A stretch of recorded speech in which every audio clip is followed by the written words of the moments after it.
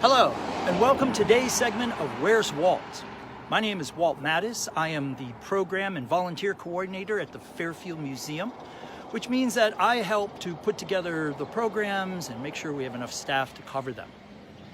At this time, the Fairfield Museum is not open to the public, but we are trying to stay with you virtually. In other words, we're trying to use different means and virtual ways of staying in touch, letting you know some things, what we're doing. And so today I am actually going to be talking here at the location of Stratfield Road, the connection of Stratfield Road and Churchill Road. And the reason that I'm here today is because I am talking about the trolley system, which used to run in Fairfield in this area. And this was the terminus here in the Stratfield area.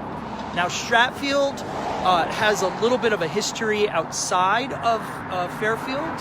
Stratfield becomes a named community in 1701, but had been trying for almost 30 years before that to give itself a little bit of its own persona. We're about 3 miles from the center of town, maybe a little bit more. And so the people that had been living in this area, or actually the original center of Stratfield, was on North Avenue, which is about 2 miles south of our current location, or where I'm standing right now. And that they felt that it was a little bit too far for them to get to meeting and to the meeting house for school, for services. So they had petitioned several times to become their own community. And they would eventually have that opportunity to do so.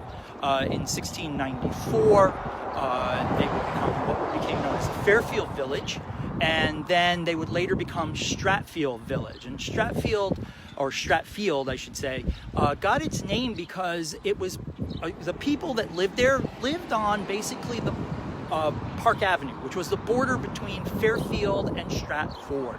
So they took the Strat from Stratford and the field from Fairfield, and they combined it to create the community of Stratfield. But our story today, talking about the trolleys, starts about 1866. In 1866, the Bridgeport Horse Railroad Company will develop a horse-drawn trolley system. And their original plan was to run trolleys that would run from so, of course, it's windy today, right? It would run from Bridgeport to Southport. Its terminus would be somewhere in Southport. That had been their plan, but unfortunately, it never got enough support, and basically all they ever developed was a trackage to Black Rock. So it basically went from the center of Bridgeport to Black Rock, but had never gone any further. So in the 1880s, all over Connecticut, as well as the United States at that time, there were attempts to take a lot of these horse-drawn trolley systems and electrify them. So the goal was to electrify them, which would make them more efficient and run better and hopefully more consistently. Unfortunately, locally in particular, a lot of the railroads were not pleased with this, did not like this idea. The railroads felt that they already had connected many of these towns and cities, and didn't necessarily like the idea of the competition. In this area, it's going to be the New York, New Haven, and Hartford Railroad. They're going to fight to not allow for the local trolleys to be chartered, for them to get charters so that they could run rails. And this works till about 1893. In 1893, the Connecticut legislature gives permission for the electrified railway groups to be chartered. There was roughly 35 that they were looking at. Which was a victory for the trolley companies, but one of the challenges that got sort of put into place is that they gave every town the ability, they were able to control where the trolley tracks went, how they got laid, where they, how they were set up. And so this created this system where, although if you could be in one town and get everything settled, you were fine. But as you tried to cross into other towns, you had to go through that town's decision-making process. And this really does happen for the company that gets formed here in this area is called the Bridgeport Traction Company. They're formed in 1893 under that charter from the Connecticut legislature. So they get formed, and of course, once again, they want to follow what the original horse-drawn route, which is they want to go all the way to Southport. So in their attempt to do this, they come to Fairfield, and Fairfield starts to say, well, you know, we don't necessarily want the tracks to go on Main Street, which is Old Post Road today. We wanted to turn at South Benson, go up to Mechanic Street, which is basically the Post Road today, and head into Southport that way. And there is a long deliberation over how that will be done, whether it will happen. So it's not until September of 1893 the town actually votes on the route that the trolleys will be allowed to take. And the Main Street to what is today Old Post and Oldfield is where they allow the trolley to run to and turn there, rather than going up South Benson to what's today the Post Road. So they allow this to happen, but the construction doesn't actually begin until October of 1894. And almost as soon as construction begins, they run into a problem. And that problem is that they have a strike. And the strike starts because many of the workers on the trolley line happen to be immigrants, in this case, particularly Italian immigrants. And so they get upset, and they realize they're being cheated, because what the Bridgeport Traction Company is actually doing is they are charging these individuals 10 cents to ride the trolley to work and home from work. So they're working for the Bridgeport Traction Company and being charged by them to get to work. So they have a strike, and it becomes obvious that this is not really fair, and they are no longer charged to get to work. So it takes some time for all of that to work out. But by December of 1894, the actual trolley service begins. Just on a funny side note, it begins, and within a day it's pretty much shut down, because a group of vandals, it's believed that they were hired by the New York, New Haven, and Hartford Railroad, come and cut the cables, the actual cables that supply the electricity to the trolleys, which shuts them down.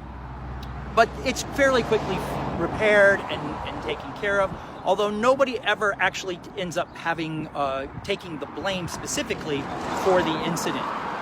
So what they're able to do is fairly quickly they start the service. The service basically starts at 6:43 a.m. The first trolley would arrive in Fairfield, what we would call Fairfield Center. And then every roughly 14 to 15 minutes after that, a trolley will enter Fairfield Center, and then they will, it runs until about 12:47 a.m. the following day. So basically from roughly 1 in the morning till about 6:30, there are no trolleys running, but the rest of the day, every 15 minutes, you're going to have a trolley coming into Fairfield Center. So with that all done, the trolley groups want to start to increase the area that the trolleys are able to access. And one of the areas actually is Stratfield, but it won't happen in the late 1800s at that time. The other place that they wanted to reach was Fairfield Beach. So they basically wanted to run a rail down what is today Beach Road from Old Post Road down to the beach. And then they also wanted to create a circle or a larger roundabout in Southport, and then eventually from Southport to run the trolleys all the way into Westport, Greens Farms. And the town says, no, we're not going to allow you to do that. Thank you very much. So the idea was to do that in a way that allows for the town says no, you can't go to the beach, and can't extend into Southport. So all of that doesn't come together.